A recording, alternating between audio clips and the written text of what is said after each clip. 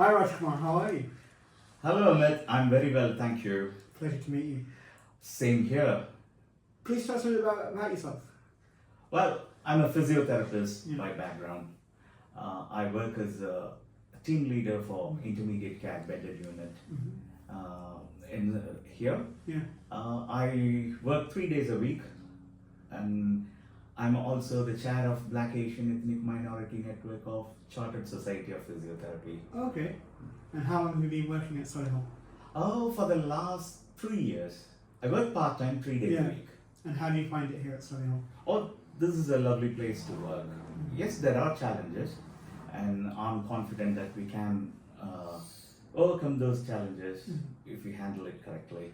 And what does a typical day for Rajkumar look like here at Solihull?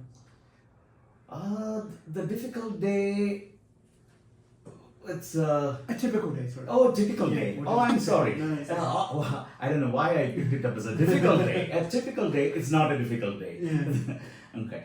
The typical day is I come in at work at 8 o'clock Yeah. and start with my team well-being check, whether everyone has come to work, and then we have our handover, then head to Elmden unit. The new unit we have to facilitate hospital discharges. It's a bedded unit, and we go and see the patients there.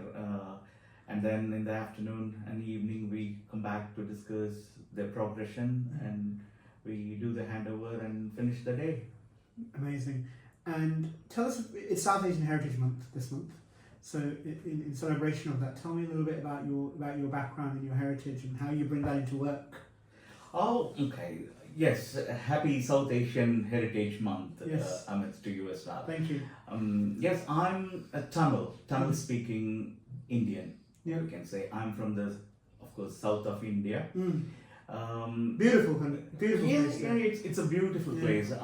I would say the land of temples. Yeah. That's how we describe our Yes. land. And another interesting thing about our state, the where place I come from, is people are up for social justice. Okay. You might have seen my name as Rajkumar and Rajkumar Samuel. Yeah. The Samuel part is my father's name. Normally in India, we have names with the surname indicating our caste. Yeah.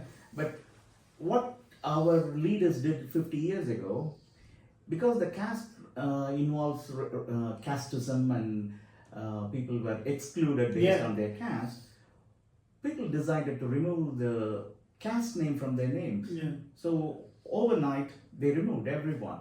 So that is the heritage I would like to bring, the social justice element of my part of India I come from. That's what I want to bring into the work. And do you think Solihull is an inclusive employer and has inclusive practices? Of course, yes. Solihull, our UHB is an inclusive employer, and the team and everyone embrace diversity. Do you have any examples where you think there's been good practice or things that other sites can also replicate or people outside of UHB should hear about? Yeah, definitely. One thing is like we try to understand the individuals, and we don't try to put everyone under into a bracket. Instead, we try to understand everyone individually and their needs, and that is the good thing I like about. And another thing, the amount of efforts Solihull Hospital takes to bring in inclusivity.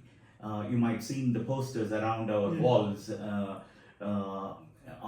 saying how safe our women would be working here, or how safe against bullying and anti-racism. These we can see everywhere, and people talk about it, and people are speaking up as well. And you know our values of kind, connected, and bold.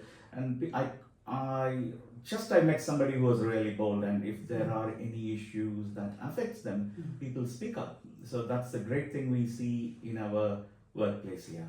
Yeah, I think that people speaking up is a really, really important part, isn't it? When you see something, it's really important that we speak up. Exactly, because speaking up needs courage. Sitting here talking to you there were days I didn't speak up. Mm. I kept quiet. I was so scared, timid, not here. But there are points, breaking point I would say, people will start speaking up. What empowered you to start speaking up? One day I thought, if I don't speak up for myself, who is there to speak up for me? That day I spoke up for myself, and then I realized how many people will be there, like myself, who are scared to speak up. Then I started speaking to everyone and started encouraging people to speak up. What difference did you see when you started speaking up? One is satisfaction. I could see that, as I said, like the social justice element from my state I bring in, that I could see in myself. So when I encourage people to speak up, or when I spoke up, I could see I'm doing the right thing. If I don't speak up, if nobody else speaks up, then it means some people are crying and living in tears. But was it as scary as you thought it would be, speaking up? To start with, yes, it was scary. Then you will come across a lot of like-minded people. And you will be surprised how many people are there to support people to speak up. Yeah. And once you've got the right contacts and connections, and then you have to come out of that fear element. And once you start it, of course it will take some time to be a bit polished and how you communicate that in a efficient way, because start with my speaking up was raw, but I don't regret for that, because speaking up is important. Yes, initially it was raw and it was fully emotional. Now it's slightly different. I can see both sides and knowing the policies, procedures, and also, of course, with some amount of experience, I could do it in a different way. Absolutely. But that raw and authentic way of speaking up is good, I think, for organisations, because it really gets to the heart of the problem, doesn't it? Exactly. That's once the leaders are able to understand that raw and angry speak up.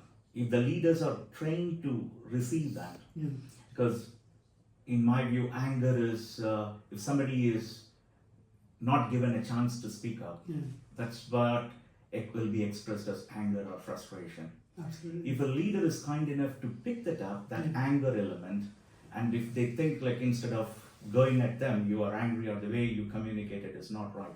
It's not, when speaking up, the leaders, I would suggest that they should be more listening without judging. How it comes doesn't, yes, it does matter how they express, how they speak up, but what the content of that, they have to look into that, and the authenticity of that comes with anger and frustration.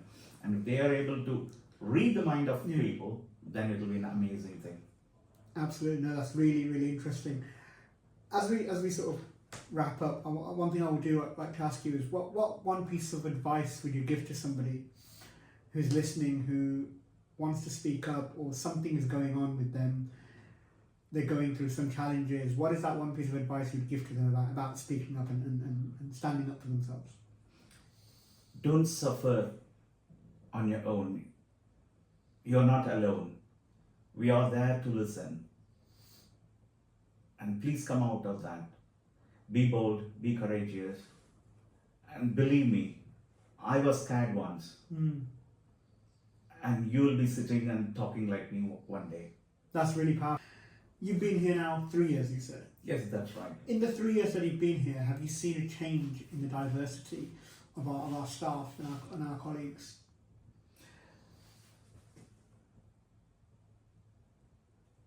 It's what I noticed. I come from a town called Rugby, and where I worked, or where I do part-time work, still there.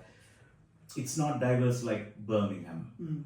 Birmingham is a very diverse place, and that reflects in the workplace as well. So I see almost the whole world in Solihull Hospital. People from different countries, nationality, different dresses, and it's all, when I first came, it's all really new to me. You'll be surprised to know that me coming from India, but seeing more people, diverse people in the hospital, that was first surprise to me. and I really enjoyed it, and over the days I could see that diversity is being maintained. Yeah. So I'm quite happy to be part of. I'm from a diverse background, and I could see being part of a wider diverse group and able to learn a lot of things from each other. So we have a lot of colleagues who move internationally into England, and when they move here initially they're alone, they might not have the answers that they're looking for. What advice would you give to an international colleague who's moved here not so long ago and is trying to find their way? Well, you'll be interested to know that as a BAME Network Chair of Chartered Society of Physiotherapy, I've started a support group for international recruits or BAME community members. What we noticed is, yes, when they come from a different background, different country, there will be huge challenges. Okay, it's not everything is not going to be perfect as they believe. But there are a lot of help available, but they need to ask for it. One big thing I noticed from the international recruits is apprehension to ask. It all depends on which country they are from. Sometimes even a small thing, it's like of asking somebody, they might find it very difficult to ask. But what they need to understand is there is a lot of support available already. It's all in place. And also it's the managers and the teammates need to understand that as well. It works both ways. As much as the international recruit has to come and ask, sometimes the questions maybe sounds very simple, and how come you didn't know about it? That kind of question. So it works both ways. International recruits should understand that there is plenty of support available for them, and they shouldn't hesitate to ask. On the other side, for the team and the managers, my advice is even the simplest question will have a big impact. The answers to that will have a big impact for the international recruit. Please try to understand, and it's our responsibility to help them, to facilitate, to integrate into our community. And the international recruits, what I would say to them is, you have to come with an open mind as well. Yes, you are a treasure to this country. You are bringing a lot of wealth of knowledge, experience, whatnot into this country, and you are a valued person. So believe in yourself. And I said, like, it's a two sides of a coin. And we all have to work together to give the best experience for the international recruit in our midst, as well as get the best out of the international recruits as well. I think no question is too small, no question is too silly. I think we should be bold in asking questions to get that help. Exactly. I think that's been the theme of our conversation today, that be bold, ask for help when we can, because the help is there. We've got our networks as well. We've got the Reach network. We've got various different networks that can support you on your journey here at UHB in Solihull. Thank you very much, Rajkumar. I think it's been a really, really insightful, useful conversation today. Thank you, Amit. Thank you.